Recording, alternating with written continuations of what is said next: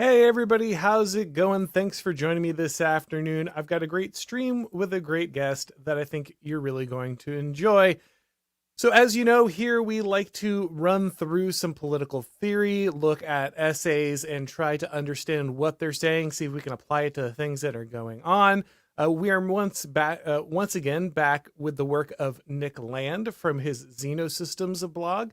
The essay we're looking at right now is Chicken. It's from 2013, but I think it lays out a lot of things that are very relevant to us today, specifically talking about why conservatives tend to lose over and over again, kind of the game theory behind why there's this, it seems like an almost mechanical loss that conservatives run into on a regular basis. And of course, joining me to break apart and better understand this essay is everyone's favorite frog, the Prudentialist. Thanks for joining me, man. Yeah, thanks for having me on, Auron. Always a pleasure. Absolutely. We're also seeing that actually right now live, looks like RFK Jr. has conceded. He's suspending his campaign and looks like he's going to be endorsing Donald Trump. Uh, right now, he's yelling about the Democratic Party as much as I guess his voice can yell, saying that basically it rigged everything. Got replaced their candidate without a real primary, no vote, no real voting process, hitting them on all kinds of stuff, corruption, being slaves of big pharma, big tech, that kind of stuff. So we'll touch a little bit on what implications RFK stepping out of the race may have. But before we get to all that, guys, let's hear from Job Stacking. Hey guys, let me tell you about today's sponsor, Job Stacking. More paychecks, less hustle, working from home. That's what Job Stacking is all about. If you're a remote or hybrid worker looking to maximize your earning potential, then consider joining the Job Stacking Mentorship Program. The program is designed by Ralph Haltza, the creator of Job Stacking, to help you successfully implement a strategy that will allow you to collect multiple paychecks from different jobs without burning out or getting caught by employers. Job stacking has already helped many people double or even triple their incomes. Luke Hill, a financial analyst living in the UK, has used job stacking to stack 3 different jobs and went from making $5K a month to $15K a month. But job stacking isn't just about increasing incomes. It's also about helping our guys gain more independence by no longer being a slave to debt or a single employer who hates their values. Andrew Gustafsson, a credit analyst from Australia, is now stacking 4 salaries, which he has used to pay off his personal and student debt and buy a home for his family. If you don't currently have a remote job, no worries. The program is also designed to help you land remote jobs so that you can go ahead and get started. So if you want to double your income and stop relying on a single paycheck from a woke employer, go to jobstacking.com/start now. That's jobstacking.com/start now and book a call with Rolf today. All right, Prudentialist. So before we dive into the essay here itself, wanted to ask you a little bit about your opinion with RFK stepping out of the race. In a moment like this, where you have a very weak candidate on the Democratic side and a candidate that is popular with his base, but has difficulty kind of crossing that threshold of 50% because there are so many people who are really vehemently against him and Donald Trump. This is often when you would think that a third party, an outside candidate, would be able to make their move. The Libertarian Party has kind of stepped in this multiple times. Obviously, they had Gary Johnson last time. You thought that there would be a real contest, when it looked like both Trump and Hillary were deeply unpopular. And then they have their new candidate, Chase something or whatever, is guy who's big on trans kids and open borders. So they kind of just up for the ritual humiliation. Anytime there might be any hope of stepping in the mainstream and filling a desperate hole in the electorate, they seem to swing for the fences in an embarrassment. But RFK is somebody who did pick up a decent amount of momentum, especially because he was a guy who was pushing back very hard against kind of big pharma, the lockdowns, vaccinations, these kind of things. Gained a bit of a following there. But ultimately, do you think that him stepping out of the race and endorsing Trump will have a significant impact?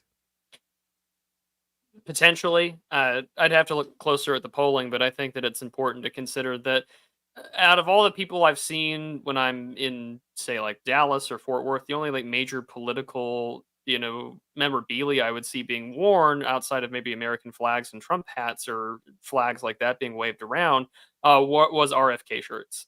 And I feel like he had this bizarre mix of, what used to be considered very new agey liberal positions about raw milk and skepticism about government regulation over vaccinations and things like that, to where that has definitely become sort of a more new right or online right sort of position in the wake of COVID and everything else. So, I mean, he's also got that nostalgia factor to him. He is a Kennedy. He has kind of captured the older uh, boomer women, Gen X kind of someone who would have enjoyed Woodstock 99 kind of mentality of like, oh, Camelot, I remember that when I was younger and things such as that matter. I think the fact that anytime that there's a third party or a spoiler, as we saw in 2016, that was the highest vote turnout I think we had seen the Libertarian Party ever get with Gary Johnson. So to see RFK, drop out and announce to all of his supporters in battleground states, please vote for Donald Trump, I think that that's a good sign. It makes the margin of victory, I think, a little easier in Trump's favor because I think it became kind of clear that he was poking more, I think, from Democrats from Democratic voters more than Republican likely voters. So I think it's good to see that he can maybe bring people over. And if you're someone who believes in like a principled system, which you and I both know there's no principles in this game, but if someone who wants to say, well, that's not fair, that's not right, the Democratic Party wasn't being democratic. I mean, you got more people excited about Beyonce yesterday than anyone was over Kamala Harris at the Democratic National Convention. And it says a lot that Beyonce or Taylor Swift doesn't want to like be at this convention standing next to Kamala Harris. So it's a good sign, I think, for RFK to drop out. It's a less third party, it's less lawsuits. It's good overall for the campaign for Trump. Yeah, I wanted to ask you about that too. Obviously, you have to be a masochist to watch all of the DNC. But it's it seemed like they were not gaining the kind of momentum that they had hoped for. A lot of people were showing poll numbers that are going down as the DNC is running, which is not really what you're hoping from your convention. And interestingly enough, a lot of what they've been doing to try to get crowds has been more or less running like these free concerts, right? Like the one of the big advantages, of course, that the Democrats have is that there are a large number of pop figures who are willing to show up, and of course, the Republicans have Lee Greenwood, I guess, and Kid Rock, but they can regularly turn out pretty large stars, and this is how they've been driving people to the Harris campaign. It's like, well, maybe you care about the rally, maybe you don't, but there's a artist that you like, and they're going to be there, so you might as well show up. And then, like you said, they were kind of teasing that it's going to be Taylor Swift or Beyonce or somebody. I even saw people saying George W. Bush was going to show up, but that obviously did not materialize. But the fact that they kind of obviously spread those rumors about these large stars showing up just to try to build hype and get people to watch, and then these people wouldn't show up. It felt like a moment of it felt like a really cheap cash in. They've been relying on this ability to turn out people with star power that had nothing to do with Kamala Harris. It was the only reason people were showing up. And then they tried to push that again, and they couldn't even deliver on the goods. And so it's like, well, how much momentum are you really building? Even though we know this is all kind of online hype, even the online hype game starts to fall apart if you can't put these people who you're promising out during these events. Well, it seems that the origination was that they announced a special guest, and then I think Politico ran with it the most, saying, it's got to be Beyonce or something big like that. And again, I think that the online presence for Kamala Harris's campaign is very millennial. It is very much ran, I think, in a lot of ways by white female millennials and their politics. You can see, black activists get upset when Kamala Harris has got records of Miles Davis or whatever, saying like, this isn't, authentic. But I mean, it's authentic in the eyes of, I think, primarily white suburban single voters, as well as those who live in the cities. And I think that that campaign reflects it. But I mean, the well, only time will tell because at present there are two very different strategies being spent financially with these campaigns. One of these is far more traditional, that has the backing of every major institution for it, which is Kamala Harris. Trump is trying a variety of strategies, getting more bang for his buck using alternative organizations, including TPUSA and others for get out the vote efforts. But I mean, we'll see. I think it's very clear that no matter what comes out of this election, that it's going to be a mixed house and more procedural kabuki theater. And if you work with anything that gets federal dollars, good luck getting a budget done in the next several months. The other thing that happened right before we finally go to the actual topic of our stream, just happened live, is that I guess over on Truth, even though he's also posting on Twitter now, Trump just said something to the effect of his administration will be good uh, for women's rights, for reproductive rights. So I guess this is his attempt to hedge the bet. He's not wrong. Like, the polling's not wrong to say that obviously abortion is a big turnout issue for the left. That is a primary thing that they're hitting to try to make sure that they can get people to the polls. Is probably one of the most motivating issues for the left. If the people who are single issue voters over there tend to be in favor of that. Do you think that is going to have any significant impact on the evangelical or vote for Trump? And do you think it'll win him any voters who were hesitant Uh, on the issue previously? Short and long answers both no. And I think that Trump needs to emphasize more so on getting the millions of low to no college education males out to vote like he did in 2016. I mean, I understand that you need to hedge your bets and try to make yourself a softer image. I mean, Trump has definitely done that, of course, since the assassination attempt. And I saw the Secret Service, put people on suspension, like there's ever going to be any real accountability there. Yeah. But I think that Trump needs to try and make himself look more appealing to white voters or white women voters, especially in part because that was a major demographic he lost in 2020. I understand why he's doing it, but also, I mean, it's the same sort of parallax we see when you mention evangelicals. A lot of evangelical leaders want to throw Trump under the bus, despite giving him the greatest pro-life victory in the history of their political movement. But at the same time, most evangelicals are probably going to vote for Trump anyways. The DNC did offer a strange dynamic where you can have some clergyman hide his pectoral cross and then talk about vibes, but no invocation of the name of Jesus Christ, and try and paint the Democrats as the real Christians. And so I guess that'll be an interesting battleground to open up in the future. But I think that the lines are pretty well drawn on this one, and that if you're already a liberal and you listen to liberal media, you're going to do what the TV or your phone screen tells you to do.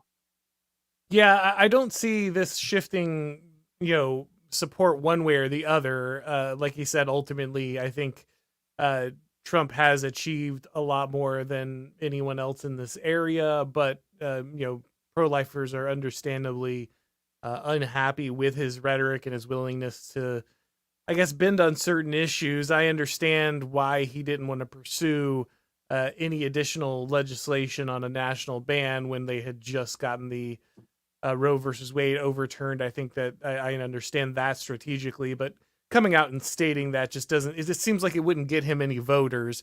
I think like you said, most evangelicals aren't going to go anywhere else. They'll still vote for Trump, so I don't think it'll lose him that much. But it's certainly not going to gain him any. And so I think it's just slobby, but it's Trump, so he tweets whatever he tweets, right? There's not really any. There's not a huge amount of strategy going into some of those sometimes. Yeah, we'll see. All right. Well, that said, let's head over to our essay for today. So again, this is Nick Land. He wrote this back in 2013. So keep all of that in context with the references here. They're all going to be very dated, but it lays out a dynamic that has played itself out quite accurately. So I think this is well worth going back and reading because it was very prescient and it illuminates a lot of what is happening now. So let's break into this real quick. He says, when political polarization is modeled as a game, the result is chicken. The technical basics are not very complicated. A reiterated prisoner's dilemma, or RPD, is socially integrative. An equilibrium conforming to maximal aggregate utility arises through reciprocal convergence upon an optimum strategy. Defaulting to trust, punishing defections, and rapidly forgiving corrected behavior. Any society adopting these rule of thumb principles consolidates. When everyone norms on this strategy, individual and collective interaction or interests are harmonized. Things work. All right, so in order to break that down, we should probably clarify. I think a lot of people will be familiar with game theory, or at least the prisoner's dilemma. If you know like one thing about game theory, it's usually the prisoner's dilemma. But can you explain for people who aren't familiar what the prisoner's dilemma is, Prude? Sure. So yeah, it's probably the most common thing you hear when talking about game theory. It's I guess the best definition would just be a paradox of sorts in when you're trying to understand decisions or game theory, in which two individuals are acting in their own self-interest, do not produce the best outcome. So usually it's something along the lines of two bank robbers have been arrested. They're interrogated in separate rooms. There's no other witnesses. They just need to convince the other guy to rat the other one out. And so each bank robber doesn't know what the other guy is going to say, and you're forced to cooperate, or either remain silent or defect to the gang and testify for the prosecution. And so you've got odds on what are the possible outcomes for jail time, and that's sort of the way to do it. And so what Nick is referencing here is what's known as reiterated or iterated prisoner's dilemma, in which it is just repeated over and over again. And when we repeat games like these, it gives you an opportunity to understand the um, behavior of your opponent. So I'm playing against the same guy over and over. And obviously, what Nick is referring to here, of course, is our party system. Democrats and Republicans are playing a reiterated game of the prisoner's dilemma over and over again.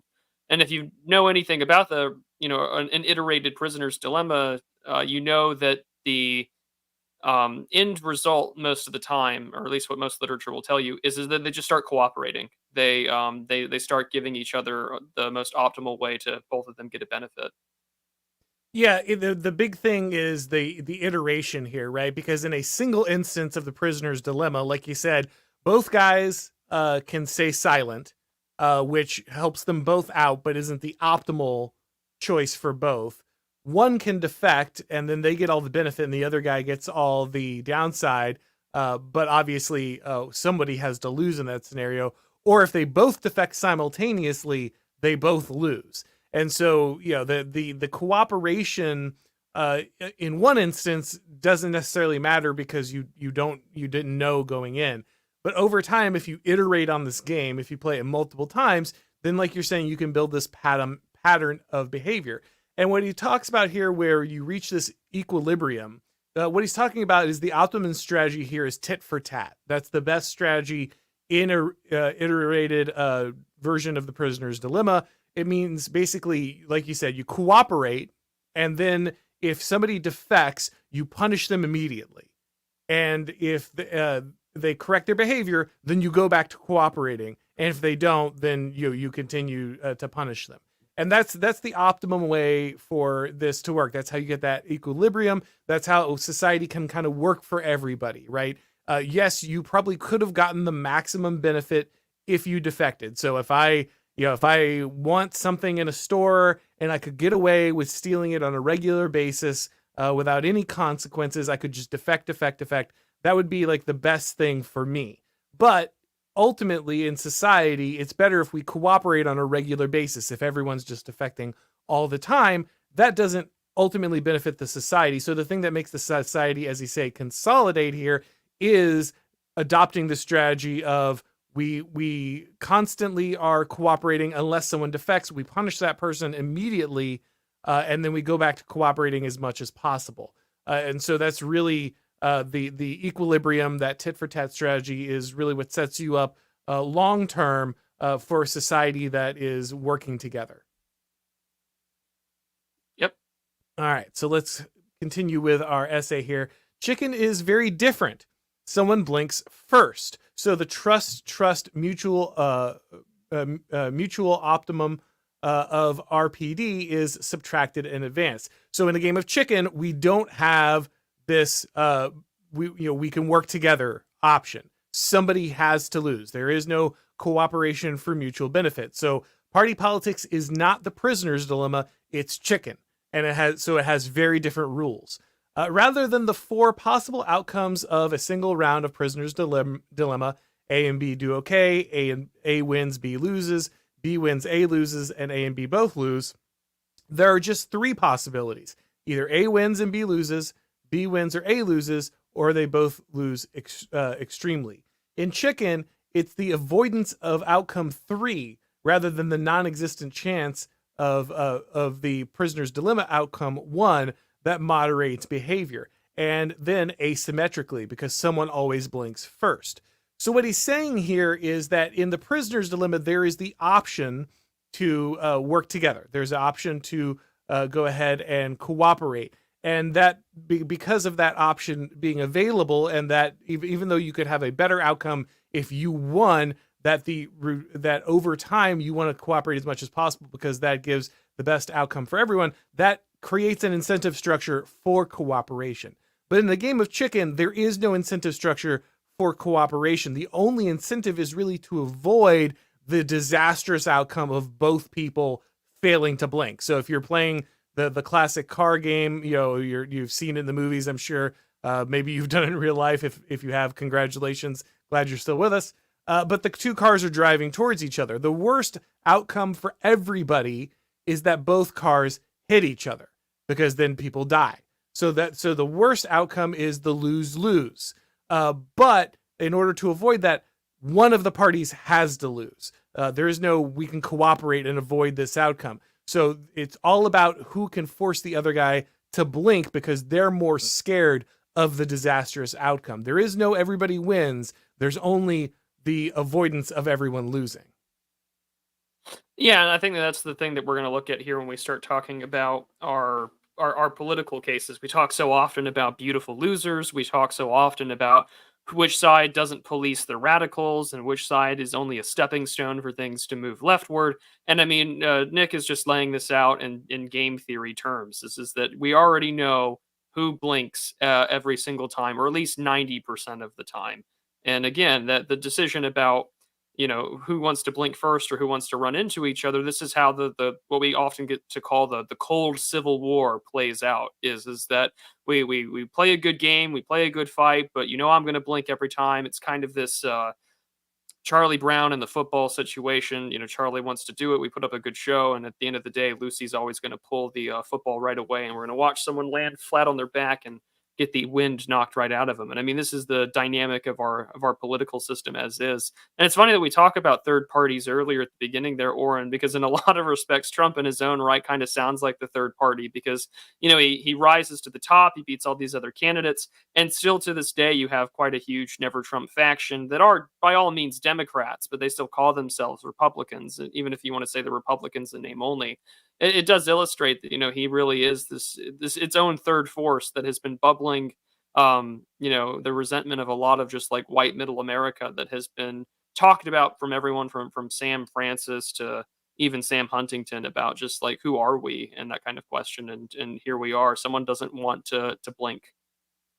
Yeah, that really is the introduction for the first time of someone on the right who is willing to play the game in a manner in which they could actually win. And we talk about that all the time. We make jokes about like you said, the beautiful losers, and memes about the way that conservatives are always driven to concede these points. But the nice thing about this essay is it really lays it out in a game theoretic manner, in a way that maybe it's not. We joke about it, people will recognize this phenomenon, but here we can understand what the incentive structure is behind it, and importantly, like you said, why Trump breaks that incentive structure. I think that'll be very important as we go along here. So back to our essay. No less importantly, the time structure of chicken is inverted. In the reiterated prisoner's dilemma, the agents learn from successive decisions and from their mere prospect.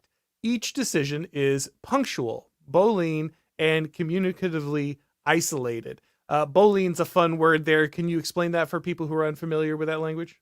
Sure. Boolean or Boolean. It's basically just having two values, just true and false. Mm-hmm. Sometimes also a way for just logical propositions, a way to keep going down. Yes and no, or what if answers, if yes, if no. In chicken, the decision is mutual and quantitative and anticipated by a strategically dynamic introduction. an interactive process in advance of the decision, which is richly communicative and complex, and even educational. In addition, when compared to Prisoner's Dilemma, chicken reiteration is remarkably complicated. So he's saying that this is a situation in which the decisions are much more complicated than they necessarily are with the Prisoner's Dilemma. Consider the classic chicken game. Two drivers accelerate towards each other, and the one who swerves or blinks loses. If neither swerves, both lose, which is worse. The lead up is everything, and the decision itself is a matter of speed and timing. So it is specifically non-Boolean. I'm sure whichever way we're supposed to say it properly. Win rather than a Boolean which. The question is not will the other player defect, but rather how far will they go.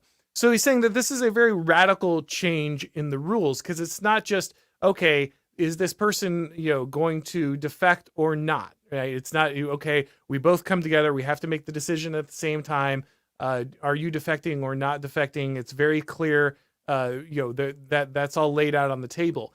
In chicken, and in our party politics, which is of course what this is analogous to, both players want to swerve. They're going to swerve or die.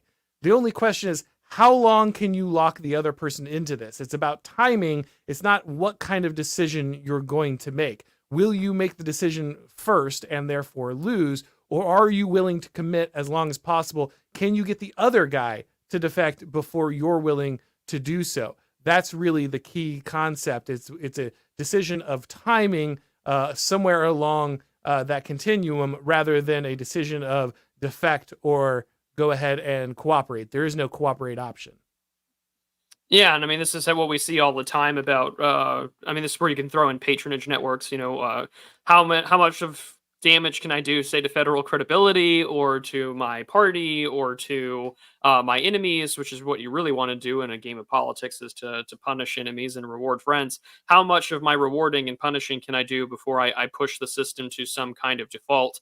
I noticed in the footnote in the page before, this is partially in reference to the debt ceiling crisis in Right. 2013. Man, that's a blast from the past. And Yeah, we would talk about fiscal conservatism and the debt ceiling. Good Lord. Almost seems quaint at this point. It seems quaint, and it seems so like, you want to pop a member berry in and then just feel nostalgic for Jack Kemp. Good Lord.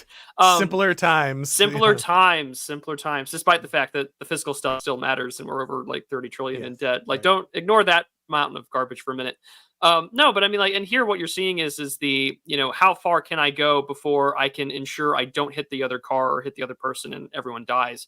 And that's kind of what you're seeing is how far can I wreck the system without the superstructure being so permanently ruined and damaged that I can still get mine and enjoy the spoils of war. Because I mean, Nick will write in later essays that, democracy is all about the getting everything that I can, because I don't know if I'm ever going to be in power again tomorrow. So we do that. And this only encourages the art of the question, how far will they go? And it is an art, it is a science, because we can figure out in a lot of ways through game theory, and a lot of these NRX types will tell you is that, you can really map this out logically. And even prior to their works coming on the land, on the ground, you can see it in international relations theory as well, with, say, like the bargaining model of war or rational choice theory being a big part of it here. And so now you get to see how the sausage gets made about how far will they go in respects to what kind of concessions can I get, what kind of pork can I give to my friends in my particular district, and how much can I get to cater to a specific crowd of extremists, while at the same time knowing that my enemy will always blink first. In this case, the Republicans, whether they blink first on immigration or on crime or on a myriad of other issues, because that's how the game gets played.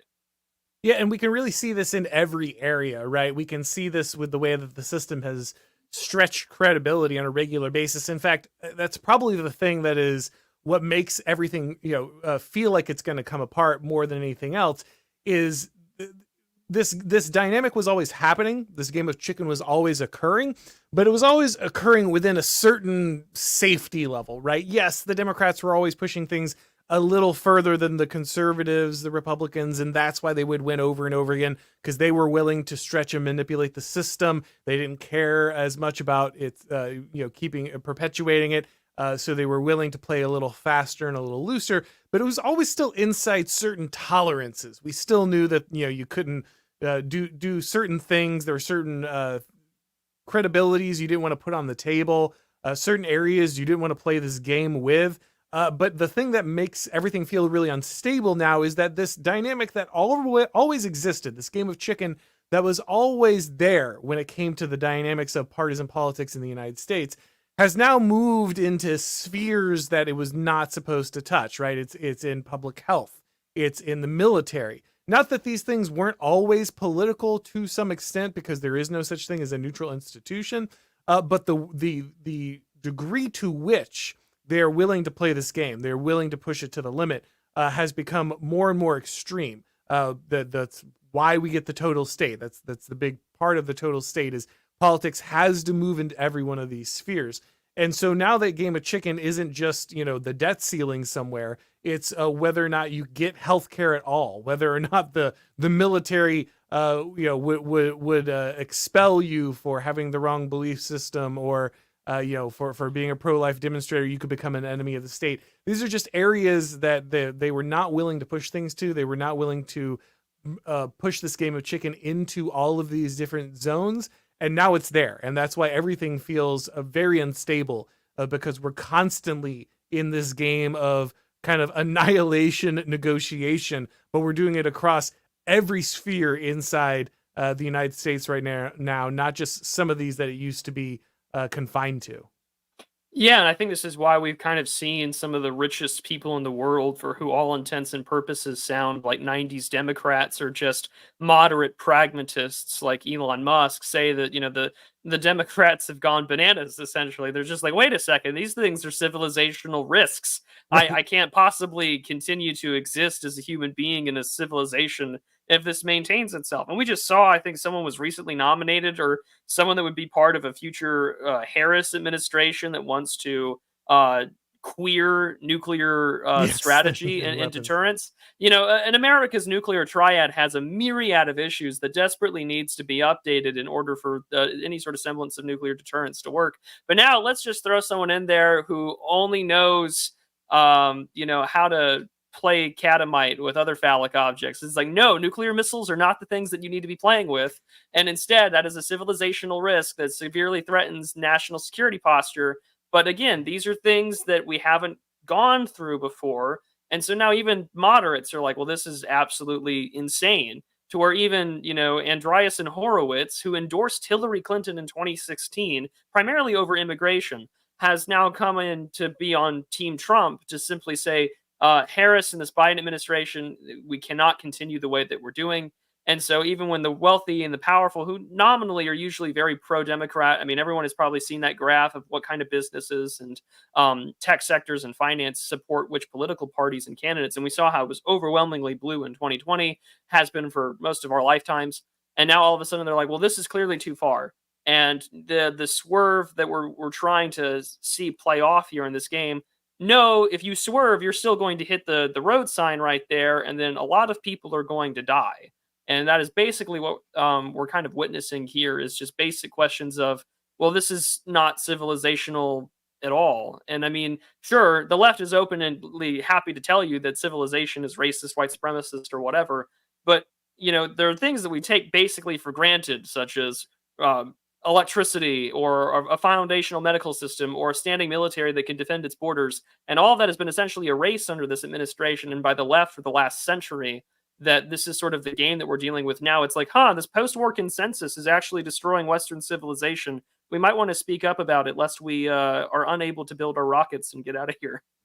Yeah, it is always fun when they list all the things that make civilization work. They're like, this is white supremacy. It's like, okay, whose case are you making here, buddy? Like, like you might get some people not along with you, but I don't think that's what you're looking for.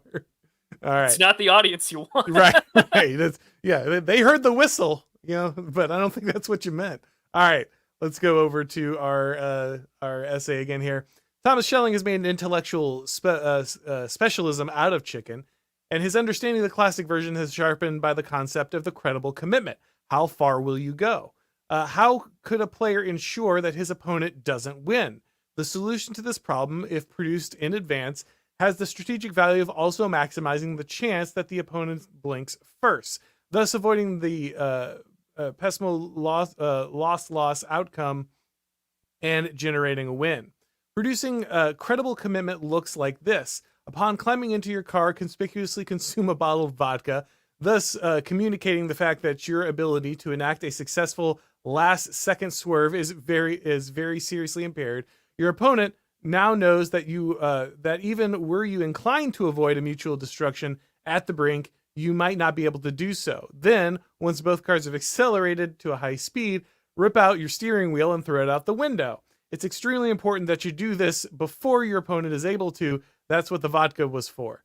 Your communicated commitment is now absolute. Your opponent alone can swerve. It's death or glory. And this is humorous, obviously. But it's also not the worst description of the Democrats, right? It's not the worst description of the left.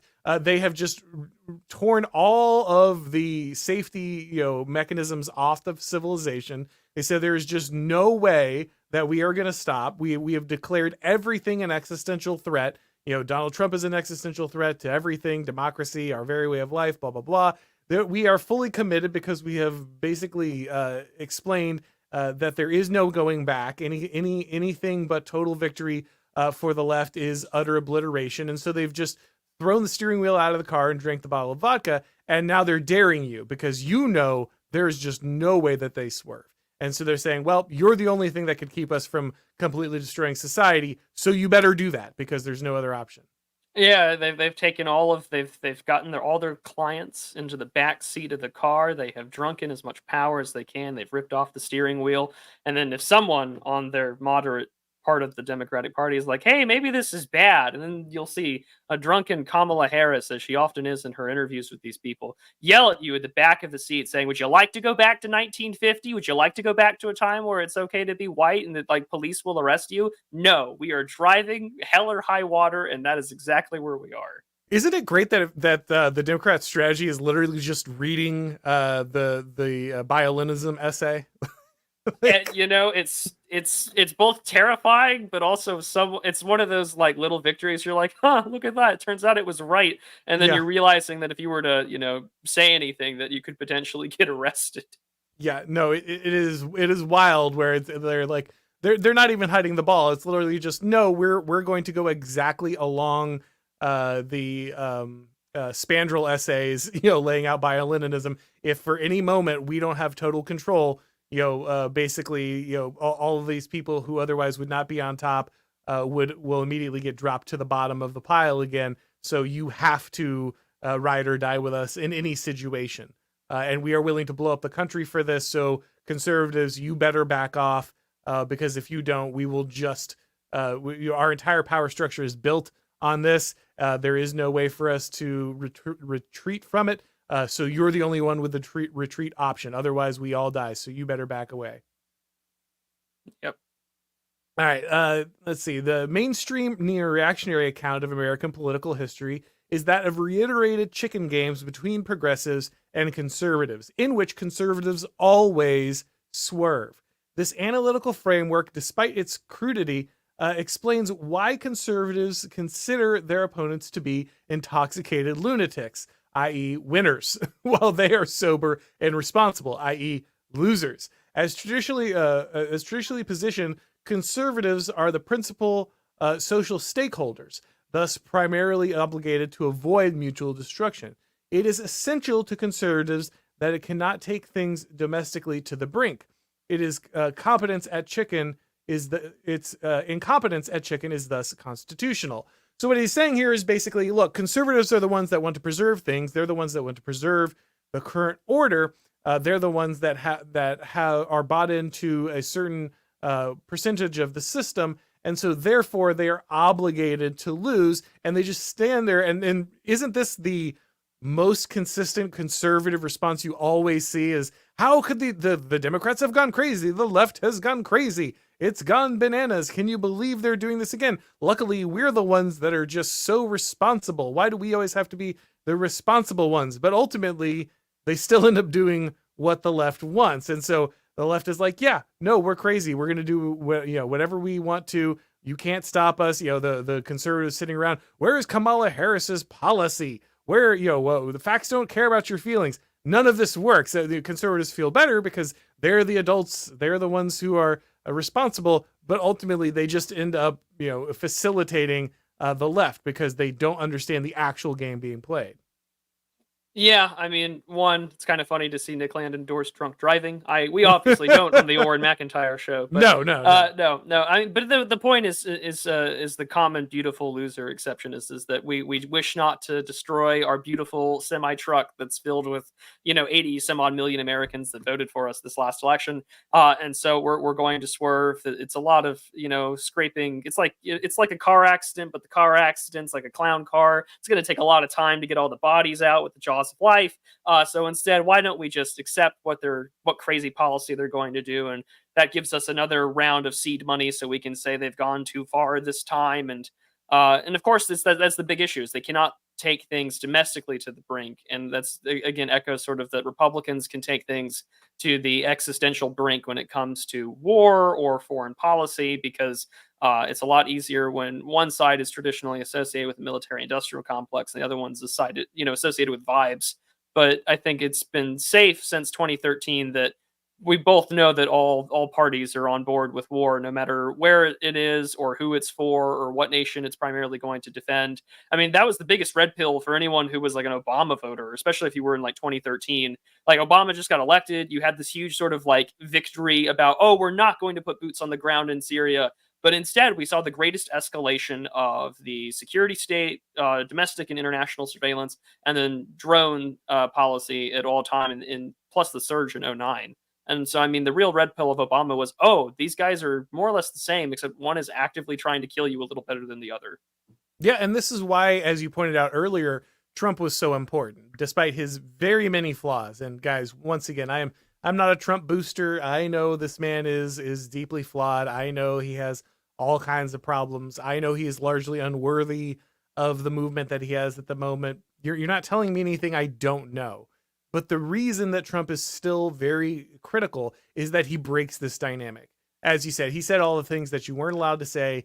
He doesn't care about the system. He's not here to maintain the system as it is, or at least the movement he's behind or he's representing is not interested to a large extent in that. They recognize that there's nothing of value to save inside the Republican Party for the most part, which is why the most important thing that Donald Trump could do was shatter that neoconservative hegemony inside the Republican Party.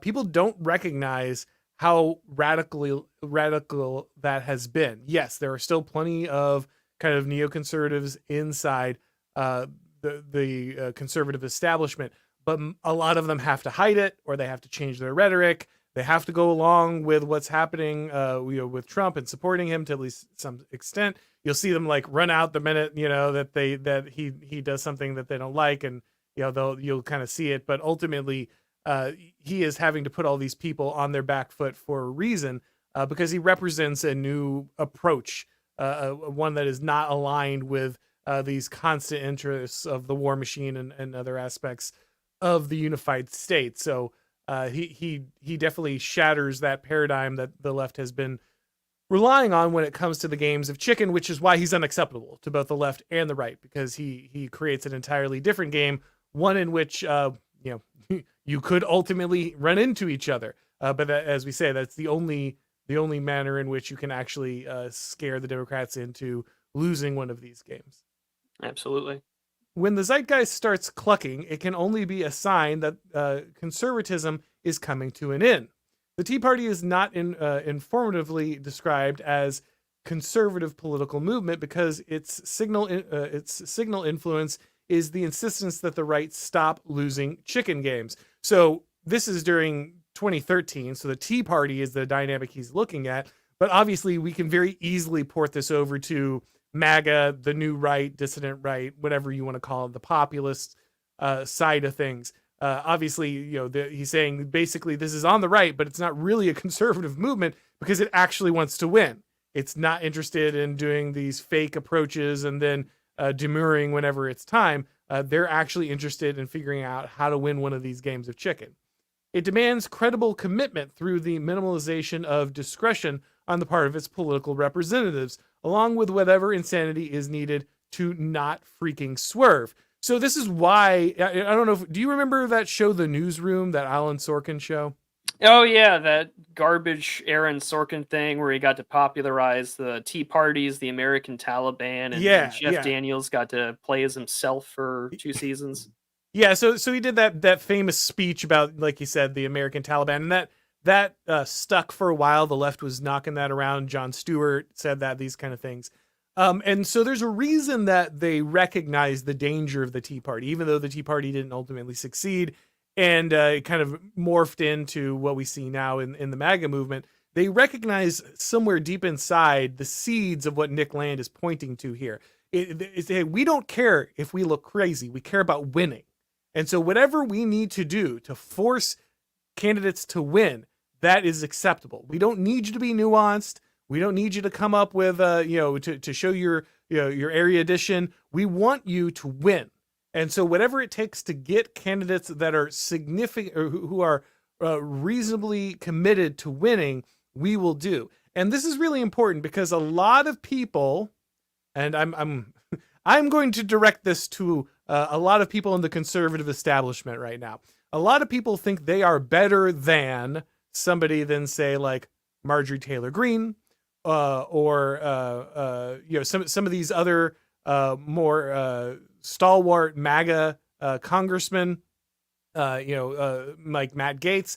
They think they are above these people. They're more learned. They're more sophisticated. This kind of MAGA trash that rolled in with the tide, we'll just kind of hang out and try to discredit these people. But the reason that these people, and I'm not saying that these people are perfect by any means, but the reason that these people are reliably better on these issues, they're reliably people that you can trust on these issues, or to a certain degree, is that they do not care about that prestige. They are not interested in being the most popular guy on the Hill. They genuinely are looking to win rather than to find a rhythm inside the system. Now, again, I'm not saying all of these people are perfect. I'm not saying they've all been perfect on these issues. But what I am saying is there's a reason that these people draw specific ire, and that's because they fit this profile of kind of the Tea Party. I don't care. We're just here to win, and you don't need to be sophisticated, and you don't need to, we're not looking for the next philosopher king. We're looking for somebody who's willing to play the game and win, and that's what matters. Yeah, and even then, I think that the criticism you can see get levied against people, even in committee hearings, like Jim Jordan. I want to win. I really don't care about how my optics look. And then the left spent so much time calling him out for not being properly of congressional decor because he never really wore a suit jacket all the time, or Matt Gaetz and his hair and some of the allegations that were levied against him. Even in these people want to play the game how they see it. They may not see it like the way Auron does, or how I do, or how many of you in the audience might want to do it, but they are literally begging the establishment. They are saying, for the love of God, can we please, for once, put one little W on our corner that is not a symbolic victory, or that is not those beautiful losers. Well, at least I still have my principles, ideals. And for a lot of people, that's what Trump represents, is that not everyone is sort of completely disillusioned with the American system, the democracy, its constitution, however you may feel about it. So you see so a lot of people like us might just be as pretty moderate guys that are like, well, we can play this game, and I know we can play this game because I can play it, and I can probably do it better than these Democrats are because they've never had actual opposition. And that was probably the big thing about Trump in 2016 was, for a split second, the elites realized our thumb is not completely on the scales, and now this bull in a china shop is now going to be in the White House. And they did get their thumbs on the scales properly, both in 2020, but during his administration, because you saw how awful the administrative state is, the bureaucracy, the civil service. But for them, it's the left takes advantage of the fact, and has taken advantage of the fact, that they know our opponent will always swerve. And now that it's getting to a point where we know as we get into our cars for this other game of chicken, we're beginning to witness some parts of that car getting thrown out, like the brakes, like the steering wheel, like, anything that might prevent that car from stopping or swerving. And so, they know this as well. And so what do we mean? That means we're going to create the biggest, man driven missile that we possibly can. And we joked earlier about bio-Leninism, but it is true. Why is the border open? Why are they so adamant about pushing amnesty? Why are they so adamant for saying anyone can be an American? Because eventually they're going to have more mass than you. And even if you want to be the committed opposition and not swerve in this game of chicken, they're going to get rid of way more of you in that car accident than they are of their guys because they can just import a million more of them. Yep.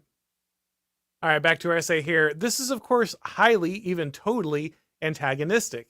It is why the left media now sounds like this, and you can see the footnote there where it would go to a number of Salon articles where they're just losing their mind over how evil the Tea Party is. It's the American Taliban, stuff like that. Before all significance is consumed in partisan rhetoric, it is important to note that the loser in a chicken game, even the merely probabilistic virtual loser, necessarily thinks its opponent is insane. Because that's what it takes to win a game of chicken, right? That's what it takes to stick in there longer than the other person. They were willing to stay 1 second beyond what you thought sane. So by definition, for them to win, they must look insane. Any more moderate response would be the infallible sign that losing was inevitable once again. So you actually have to look crazy to win this game. This is not a great endorsement of democracy, but he is explaining the best way to win these confrontations in partisan politics. It isn't hard to understand why this might be happening. In iterated chicken, the loser no doubt acquires a predisposition to submissiveness. It's hopeless, those lunatics always win. But the objective undercurrent of repeated defeat is a contraction of the distance between relative, asymmetrical, and absolute mutual defeat. Eventually, the difference isn't worth surrendering or swerving over. If they keep on winning, there'll be nothing left anyway, so we might as well finish it now. And you can feel this dynamic happening right now, right? The reason the Republicans, the right, conservatives would not have supported a guy like Trump a decade ago, very obviously. And the reason they're willing to do that now, and the reason they're willing to support more and more people like Trump now, is that the cost of losing, of bailing out and preserving the system versus just taking everything off the rails is getting closer and closer together. Losing, oh, well, if you run Trump at the system, the whole thing might come apart. Well, if we swerve and let the system continue, the whole thing's going to come apart anyway. So the cost of actually losing is basically nothing because it's already looks pretty much like what it does when we swerve. So why not just go all the way? Why not just push things to the limit? That becomes closer and closer to the optimal strategy, the worse and worse the regime gets. Yeah, and that last sentence there, if there's nothing left anyway, we might as well finish it now. And I think this is where again you've gotten so many discussions since 2020 over everything from national divorce to accelerationism to civil conflict and things like that. Because well, if my side isn't going to do anything, then we need to move forward and we just need to nip this in the bud and stop it where it is. And Trump, of course, at least with the rhetoric, it's like, well, we're not going to swerve anymore. We're actually going to deport millions of people. We're going to do X, Y, and Z. And so you see these two tracks here where there's one side that says, no, we're going to win this thing. And, and jokingly, he'll refer to being dictator for a day. And then you do have a large amount of people from all walks of life. These are not just the terminally online that are like, well, this system is irredeemable and it's not going to be fixed. And that leads to some very uncomfortable political questions on how to move forward. And this is why you see Curtis Yarvin and Patrick Deneen and others talk about, bloodless or sort of civil and peaceful transfers of power and regime change. Hopefully that can be the case. But at the same time, you have to recognize that you have one system that has almost a complete monopoly on power, the intelligence community, academia, immigration, etc., all along the lines. And so things are getting dreadfully existential. And that raises, of course, the question about, well, if they keep winning, then what do we do? Because it leads into a position of learned helplessness and that sort of submissiveness that Nick is describing here. Exactly. Yeah, you're in that you're in that learned helplessness, but eventually The question becomes, well, if there is a point at which if you do not act, there are no other options to act in the future, and so you're closing in on that point, and that's why everything is filled with the level of tension that it is. Finishing up the essay here, reciprocally, incessant victory threatens to dull revolutionary fervor in conservatism. Progressives now have many generations of substantial victory to defend, so taking things to the edge has begun to seem concerning. When the government shuts down, what does the right really lose? At the very least, it's beginning to wonder, and by doing so, upping its chicken game, aka going insane. Progressives don't have to wonder, they lose the government. And so he's noting in this last paragraph this shift in the dynamic. Because originally, the dynamic is the right is the establishment, the right has the civilizational capital, it has the buy-in to the system, it cares about the institutions and the preservation of the system as it is. The left doesn't, and so it's willing to eat away at as much of that system as it can to get the benefits that it wants. And because it's reckless with the system and with the benefits, because it ultimately is not the owner of those benefits, it wins more and more of these games. But at some point, you get to this situation where the left has won so often that now they own the institutions, they own the civilizational capital, they own the buy-in to the system as it exists now. And while that's not a good place to be in as a conservative or someone on the right, it does change the dynamic. It does open up additional strategies. It does create scenarios where now you can be the one playing the game of chicken more effectively. Because what do you really have to lose? This is a lesson that the right did not learn in a moment like, say, COVID, during the lockdowns, when they were pushing to open the schools.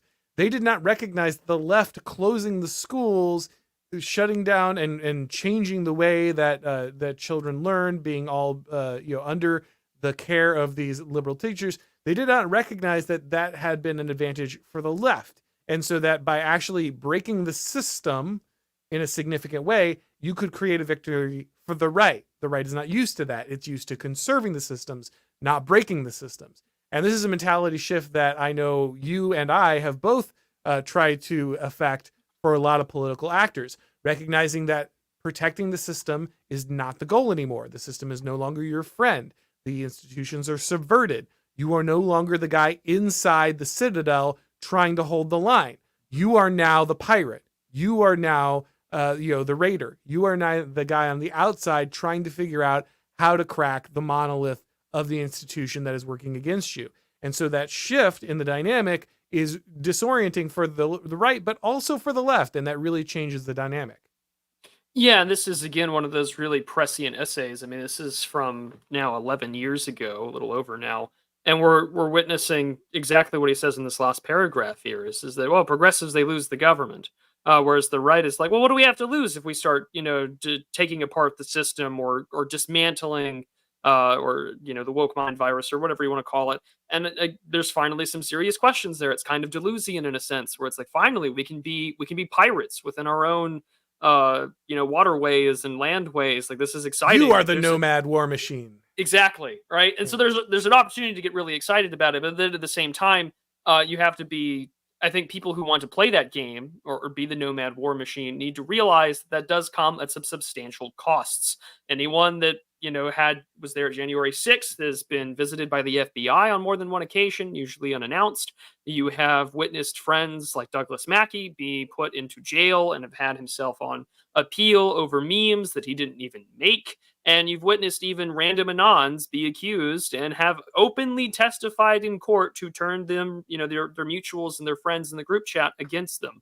And so it's really important to consider that, like, yes, destroying the system or dismantling the system or trying to take away the enemy's toys or their wheels so they can't drunk drivingly run into you is a good thing.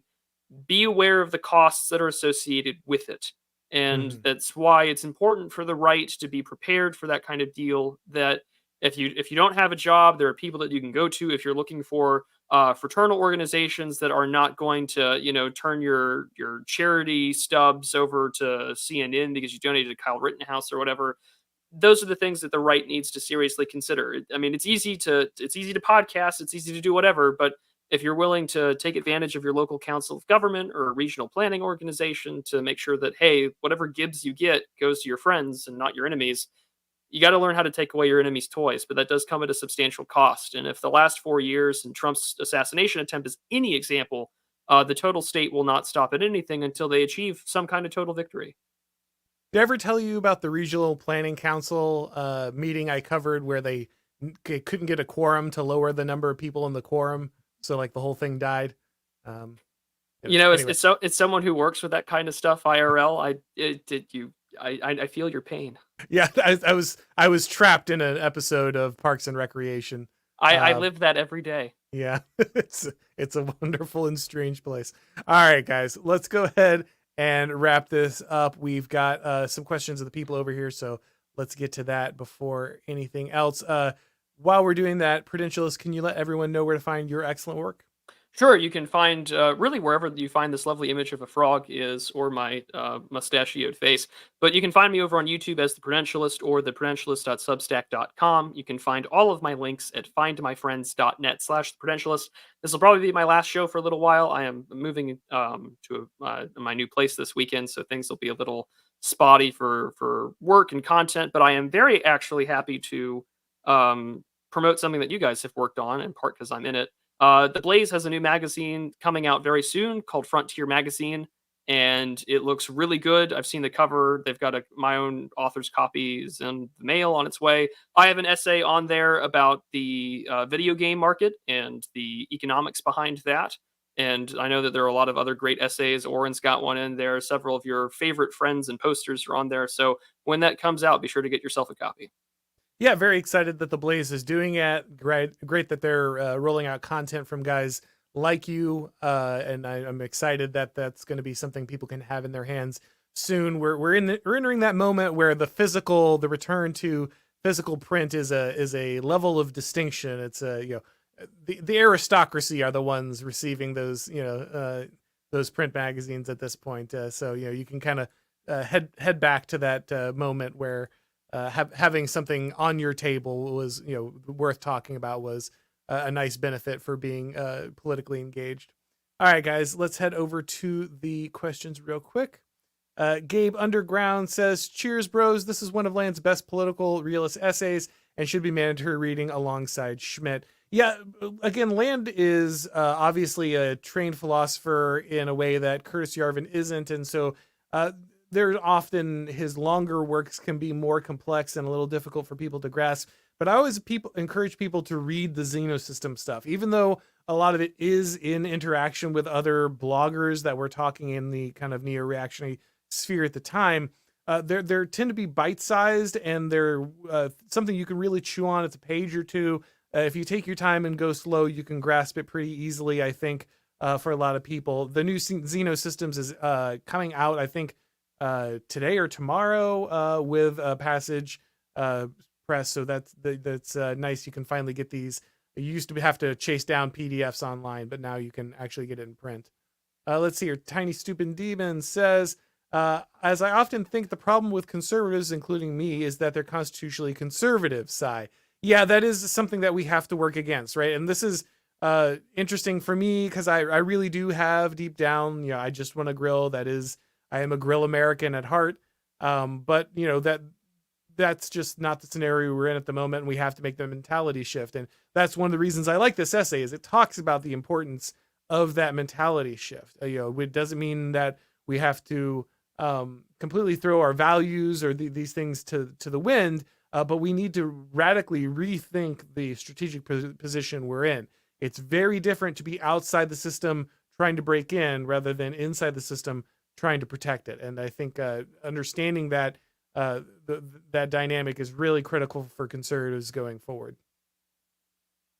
Yeah, absolutely. I think one of the big things about it is that we have, as conservatives, I mean, we have an institutional and biological constitution to be sort of predisposed to what we were raised in and what we were socialized with, which of course is the constitutional system, the founders, and so on. Also, we don't hold the candle to the men that came before us in that regard. We're not the Samuel Chamberlains or the Hamiltons of the world anymore. but that doesn't mean that we can't look at what they've done and realize that we are so far gone from that that they would very much be happy if we did away with the puppet strings on the corpse of their system than Yeah, anything else. very true. Gabe Underground again says you could fund a right wing patronage network by just popping a dollar in the Spandrel was right jar every time a client group of the left speaks. Yeah, obviously Nick Land and Curtis Yarvin get most of the attention when it comes to neo reaction, but Spandrel has some really critical essays, and of course bioleninism is one of them here. Robert Weinsfeld just given the super chat. Thank you very much for your support, sir. Balthazar says, my main concern is that the machine goes down. The people in mass are still enslaved to the American liberal narrative and constitutional worship. And yeah, you're of course right, Balthazar, that there is this dynamic where, even if the machine as it exists now kind of went down, people would still be bought into a lot of the narratives, that the political formulas that were critical to it would still continue. And you know what? That's okay. I try to explain this to people. Think about the transition of Rome, right? And I'm obviously not I don't think we're heading into the American Empire. I think we're already there. But just this dynamic of Augustus comes to power, right? Octavian comes to power, and he doesn't declare himself emperor, and he doesn't dissolve the Senate, and he doesn't get rid of most of the trappings. They still, name people consul and all kinds of stuff. They still go through all of it's still the Roman Republic. A lot of the ruling fictions and narratives stay right in place. But something radical changes in the dynamic of the empire. It moves from the Republic to the empire, even if they don't formally announce it. And I think you need to understand that just because there's not a complete shift in every one of this, you're not going to tear down every edifice, nor necessarily do you want to. There are actually a lot of things about the American founding that are worth preserving.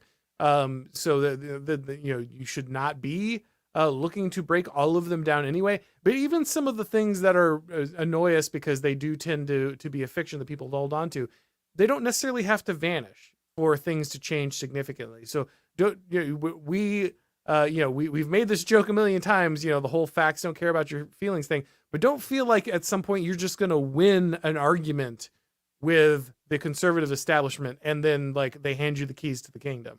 That's not how this works. It's not how it works between the political parties or the overall system, and it's not how it works inside the right-wing movement either. You're not suddenly going to throw out the best argument and then they're defeated and they go home and they hand you all of the infrastructure for the right. So it's not necessarily the goal to break down every one of these old positions or these old narratives. It's simply to shift the way in which the system operates so that our guys can win consistently. Yeah, I mean, an even more recent example would be just the Napoleonic era. I mean, the spirit of the revolution that Napoleon rode in on is still there, but the Napoleonic Code is far more hierarchical and organized than any of the Jacobins would have wanted to have. But again, you take the things that people were raised with, and you can reshape them in your own image in the same way that the left has done that. It's about whether or not you have the power to shift narrative. Yep. Tiny Rick here says, thoughts on RFK's endorsement of Trump. We talked about that at the top there, Tiny Rick. You probably came in late and probably missed that. But just to update you, we kind of both got to the conclusion that obviously this is a good thing.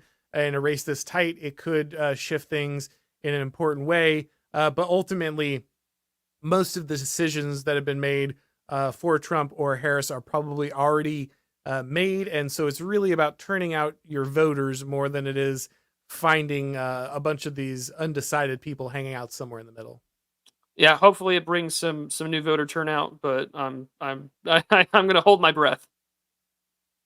And then Penultimo says, "Love the show. Please make more shows reading essays like these. They are welcomed over the current things talk." Yeah, I hear you, man. And obviously this channel started with me explaining political theory and trying to break down some of these concepts. And that's always a focus of the channel. It's why I love having Prudentialist on for these, because he's also great at going through these essays and pulling them apart and explaining these things. And so that's always going to be a core of the channel. We're always going to do some level of current events. You do 4 shows a week. You're going to go after current events. And I do think it's really important to apply the theory. It's good to talk about the theory, but you want to get the practical examples. And so I do my best to weave that in, even when we're talking about current events or current things. We are still talking to them from the position of trying to apply theory, how the philosophy, how the political theory actually gets broken down in the real world. But I appreciate that, man. And hopefully we can continue to bring stuff like that to you. Cause that's, there are a lot of people who are very good about doing the news of the day, and they're very talented at it, and they should do that. And I'm more than happy to let them focus on that while we do stuff that's a little more like this. So appreciate it. We appreciate you guys letting us do it, because obviously not every audience is up for this. So speaks very well of the audience that we consistently have people showing up and being interested in this type of content, because we certainly could just be going like the new Disney movie, it's the worst, which we might from time to time, because of course it is the worst. Yes. All right, guys. Well, we're going to go ahead and wrap this up. Once again, thank you to the Prudentialist, and everyone should check out his work. Make sure that he knows that you love him while he's moving and everything. Follow on Twitter, Substack, YouTube, all of that. Of course, if it's your first time on this channel, make sure you subscribe to the YouTube channel, turn on the notifications, click the bell. Just because you're subscribed, YouTube doesn't think you actually want to see the people you're subscribed to, so you got to do all that stuff.